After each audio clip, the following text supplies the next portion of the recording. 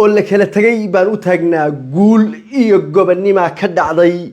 waa la kala adkaaday wareegii labaad baa loo gudbay gaalkii gaalku dhalay madaxa dhulka looga taagay awowgiisu fuudka la cabay war bishaaraysta umad yahay Soomaaliyeed madaxweynihii mustaqbalka Mareykanka qabsan lahaa weeyo Umar Faatax maanta waa la kala adkaaday awood baa la isu sheegtay eegay waxa isbartay Soomaali iyo Mareykan baa isbartay maanta bismillaahir rahmaanir rahiim assalaamu alaykum warahmatullaahi ta'ala wa barakaatuh kulanti waana wanaagsan hartayda caashiqa goob kasta iyo goor kasta joogtaan waa barnaamijkeeni iftiiminta oo aynu maanta isku dul taagayno loolankii iyo tartankii iyo baratankii adkaa ee ka socday magaalada Minneapolis oo geesaha inta la iska garaacay la isu awood sheegtay la isbajaqiyay oo la isbartay baynu isdul taaganay xaaladdu hadda halka ay marayso eegay koox yar oo iimaan laawayaal ah oo been iyo propaganda media soo galiyay iyadana waa ka daba tagnaa barnaamijka dug soo gaarsiin sharkay hadii salaad ku joogtan u soo tuko hadii kale nabi ku salli Allahumma salli ala sayyidina Muhammad waayahay wuxuu yiri warwaadigu ogaayo amaanada hadalkeeda hadii agoon leedahay aan iska keenan lahaa waa idinkii ogaayo tartan baa socday inkii Jack Fry loo rajiray ee iimaan laawaha ahaa ee Soomaalida damca inuu qabiyaalad ku kala gooyo oo in yar oo liidata on aqli iyo garasho iyo dadnimo midna aan lahayn eegay iyo qaar xanuunsanaya oo dhimirka ah oo ugu horeeyo koran dhakhlihi ilkaasi koran dhakhlaan u bixiyay awrka maartan awrka koranka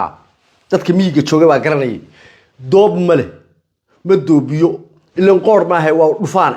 eegay waa guuxa hirgo marka la yiraahdo buda doob baan jirin ilan qoor ma aha doobi ma jirtay koran dhakhlaan u bixiyay koran dhakhlihi iyo yarkii ka xanaaqsanaa ilhaan Umar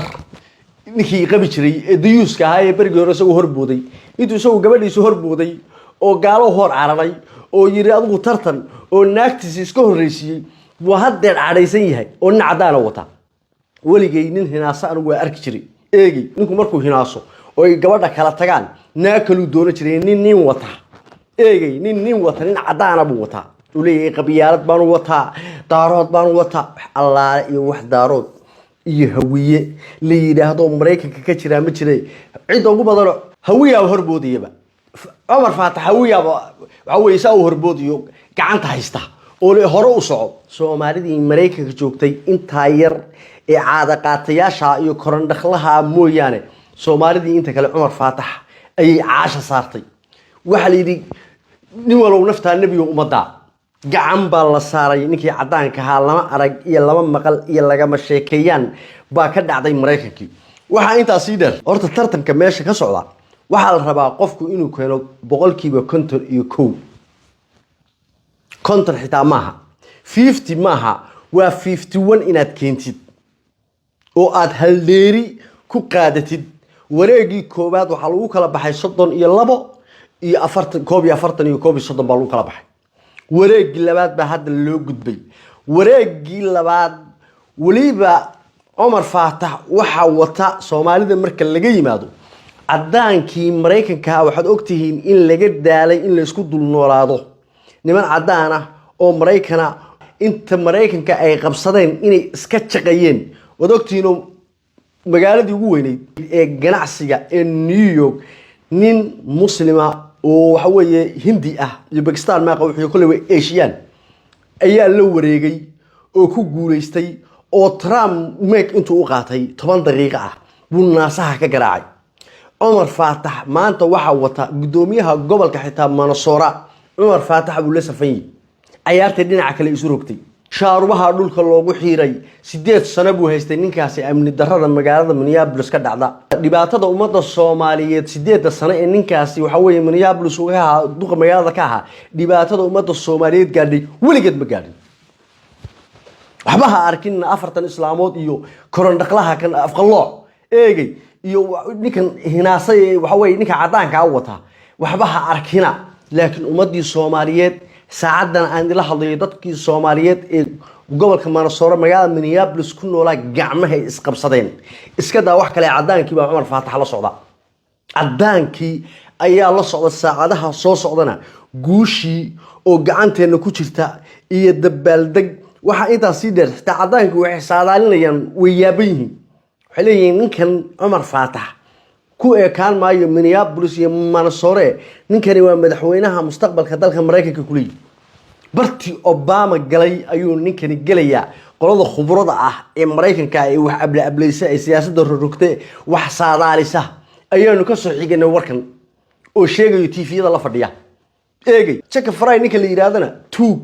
نهاب أو إلهي كفرتي أو ضلك يدك بابيي خاصة أمة الصومالية دقيقة كدقيقة نكاسة الضبط إلى بعض تنقف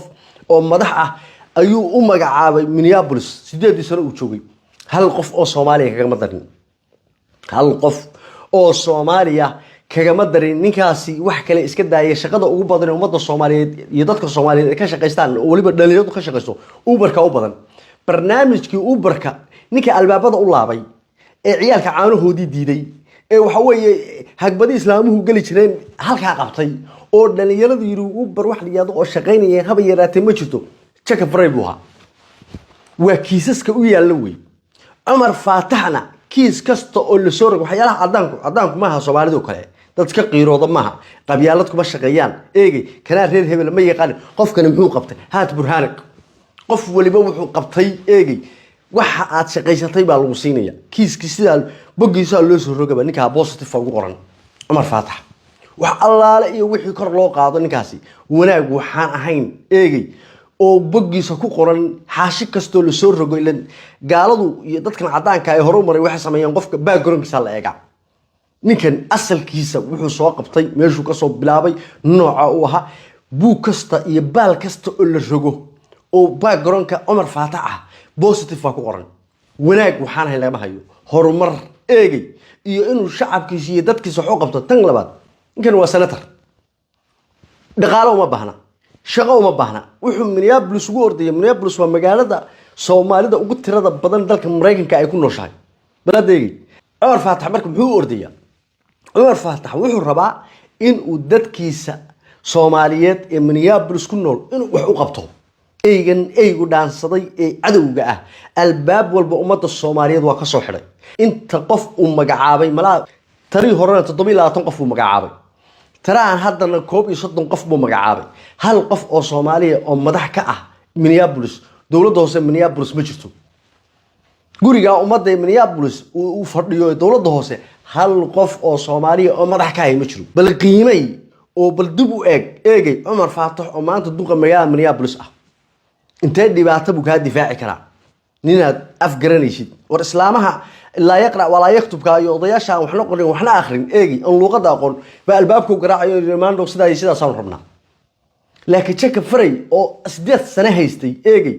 oo waxa weeye deegaankii iyo dadkiiba baabiyay in maanta la yiraahdo waa dooranayna war cadaankii baa diiday gudoomiyihii gobolka ka soo horjeeda baladeegi waad noo ogaan doontaan saacadaha soo socda guul umada Soomaaliyeed ku faraxdo kuwii waxa weeye ka codeeyay iyo intii waxa weeye daba ordaysay intii gaalka daba socotay iyo koran dhakhle oo 3,000 qaatay 3,000 waa ninka doofaar isugu maamahay inna lillahi wa inna ilayhi raaji'un qofka doon af Soomaaliga aqoon eegay dibkaas ay leedahay af Soomaaliga koran dhakhle ilka case waa koran dhakhle eegay koranka maartay awrka koranka ah waa guuxa laakiin ma doobiyo waa koran dhakhle waxaan rabaa qodobkayga labaad inaan isku dultaago jabhadda xaquudirirka ururka dhaqdhaqaaqa wadaniga dib u xoreynta Soomaali galbeed ONLF ayaan fariin idinka wadaa ummadii Soomaaliyeed anu waxaan ahay afhayeenka ururka dhaqdhaqaaqa wadaniga dib u xoreynta Soomaali galbeed afhayeenkeedu waa aniga ONLF haddaad maqashaan eegay afhayeenkeedu waa aniga dib markaan ugu noqonay hadalkii ka soo yeeray koran dhakhle eegay oo uu lahaa calankaasaan anigu hay calanka ONLF baan hay anigu calankaasaan hay af ONLF ninkaas kuma hadli karo af ONLF ah oo koran dhakhle ilka case uu ku hadli karaa ma jirto kuma hadli karo mana ceebayn karo mana gafi karo bursh xaarlana ma marin karo ONLF waa ururka dhaqdhaqaaqa wadaniga Soomaali dib u xoreynta Soomaali galbeed waa urur sharaf leh oo u dagaalamay intaas oo sano u soo dagaalamay muddo 40 sano wax u dagaalamayeen sidii umada Soomaaliyeed Soomaali galbeed ku nool ay waxa weeye u xoroobi lahayd cadawga Itoobiyaanka ugu xoroobay dhiig iyo dhacaan bay ku bixiyeen umada Soomaaliyeed sida madaxoodu kor ugu taagi lahayd sida darteed ma aqbalayno mana yeelayno dulli ilaahay ka furtay oo sarajooga ku kaasa oo alcoholic ah oo doqon ah oo waxa weeye af Soomaaliga aan aqoon oo afkiisu iyo dhagihiisu aan ismaqlayn in uu waxa weeye burush xaar la mariyo waxaan qaadan karnaa ma ummadda Soomaaliyeed waa ka raali gelinaya anigu waxaan ahay afhayeenka on elf afkooda anaa ku hadlaya anaa idinka raali gelinaya wax la yiraahdo on elf oo soo wakiilatay koron dhakhla ilka case ma jirto reerka ogaadeen la yiraahdo oo burushka xaarka ah marinayna aniga ka xaalsiiyay ogaadeen lama socdaan lama qabaan tuug ilaahay ka furtay bay u yaqaanaan alcoholic bay u yaqaanaan qof dhintay bay u yaqaanaan dulli baa loo yaqaanaa la kordhigay oo la hoos dhigay ummadda Soomaaliyeed marka waxaan leeyahay on elf ninka afkooda kuma hadlayo on elf waa urur u dagaalama oo u dhaqdhaqaaqa dib u xoreynta ummadda Soomaaliyeed ee deegaanada Soomaali galbeed ku nool cid kastaana ku jirta eegay magacaas sharafta iyo karaamada leh iyo ururkaas intaasoo sano waxa weeye u soo dagaalamay dalka iyo deegaanka in burush xaar la mariyo cidna ka aqbali mayno koron dhaqlan kuma hadli karo bal iska day af ogaadeen baan ku hadli karin $3,000 buu qaatay $3,000 ayaa chaka faraysiiyay eegay iyo wiilkii hore ee Ilhaan Cumar gurigeeda ka soo cararay ayaa $3,000 siiyay eegay wax qabyaalad la yiraahdo oo meesha ka jira ma jiraan hawiyaan la caay karin isaaq baan la caay karin raxaweyn mid baan arkay liibaan la yiraahdo raxaweyn afkooda ku hadlay raxaweyn waa dad sharaf leh oo dad Soomaaliyeed Soomaalinimada cid kaga horeysa raxaweyn ma jirto raxaweyn Umar Faatax bay u codaysay hawiya u codayay baladeegi isaaq baa u codib iyo daarood cid waliba waxay maanta wadataa Umar Faatax guushiina waa inoo soo dhuuday waxaan rabaa ummadda Soomaaliyeed inaan ka codsado 40 ma gudbe ee doqmaha ee bila aqliga ah ee liita yaan ummadda Soomaaliyeed iyo qabaa'ilada Soomaaliyeed loo cajarafayn baladeegi hawiya tunkay ku sitaan Umar Faatax kuwoodi maqaawirtoodi kuwoodi ugu weynaa ugu aftahansanaa eegi ayaa waxa weeye tunka ku sita ninkan dhalinyarada ah waxa weeye mas'ad la yiraahdo waa nin hawiya halka tunka ugu sita odayaashii baa wata islaamihii baa wata dhalinyaradii baa wata maanta waxa weeye looma kala harin ninkii ka hadhaa heebta kuma jira ka dhacday guushiina way noo soo dhowdahay wareegii labaad baa la galay biidnillaahi tacaala waa guuleysanayna duqa magaalada Minneapolis waa Umar Faatax baladeegi 5 sano ee soo socota hadii ilaahay idmana Trump ninkii bedeli lahaa waa Umar Faatax ummadda Soomaaliyeed hab bishaaraysato waa guuleysanay wareegii labaad baa la galay dadkii iyaga ka hooseeyay codadkoodii baa la isku darayaa waxayna u badan tahay marka la ablaabliyay oo la rogay oo dhan kasta laga istaagay oo dhan walba la eegay cadaankii oo dhan waxa ay wataan Umar Faatax sida New York ninkii Asiyaanka ee Muslimka ugu soo baxay ayaa waa challenge way baladeegay chaka fare waa la nacay chaka waa la nacay ummadii Soomaaliyeed baa nacday cadaankii baa nacay Mooriyaan tuug ah oo Ilaahay ka furtay oo nahaaba way baladeegay dadkii oo dhan baa nacay sida darteed go'aan waxa la qaatay ilaa gudoomiyihii gobolka cadaankii dadkii migrasa Mexicaanki dad tira badan baa degan Asiyaanka inaga badan Mexicaanka inaga badan cadaanka inaga badan boqolkiiba 2 aynu ka nahay gobolka dhan ee Minnesota boqolkiiba 2 way ummadda Soomaaliyeed cadaankii iyo Asiyaanki cid wali waxay wataa Umar guushiina waa soo dhowdahay saacada inaga xiga guuleysta koron dhakhla waxaan leeyahay afka on elf kuma hadli kartid oo afka ogaadeen kuma hadli kartid tuug Ilaahay ka furtay oo dhareerku ka daadanayo oo doqona baa taninkii doofaarka sugu af Soomaaliga ma taqaanid oo af Soomaaliga ka arradanta suugaanna ma lihid heesana ma lihid ruunay ruux iyo futada ruux iyo hebel baan hay qabyaalada iyo qurunka ummadda Soomaaliyeed adiga baray maanta qabyaalad ka hadlay doofaarka ficilaan baa loo cadaabaa buu yiri nin gaaluna hor dhinac taagay qofka noocaas abaad ninka kuma maahay doofaarka ficilaan baa loo cadaabaa shanta Soomaaliyeed baa ina deeqdo shanta Soomaaliyeed baa ina deeqda shantee Soomaaliyeed Soomaali baa ninka cadaanka af Soomaaliga ka arradanta oo aqliga ka arradanta Yurubna anaa ku ballan qaaday 2017 meeshii aan ku geeyay hadaan ku geen waayo marada aan ku jiro nin kuma jiro Scandinavian-kana waa kaaga dhamaatay German-na waa kaaga dhamaatay Ingiriiskana waa kaaga dhamaatay Holland iyo Belgium-na way kaaga dhamaatay Yurub horta kuma soo talagelaysid Mareykanka aad joogtidna albaabada loo soo laabay hadaan afku ku dheeraan oo 3,000 aadan eedin eegay marada aan ku jiro nin kuma jiro waan ku koron dhakhlo bila aqli anka soo leeyahay qalka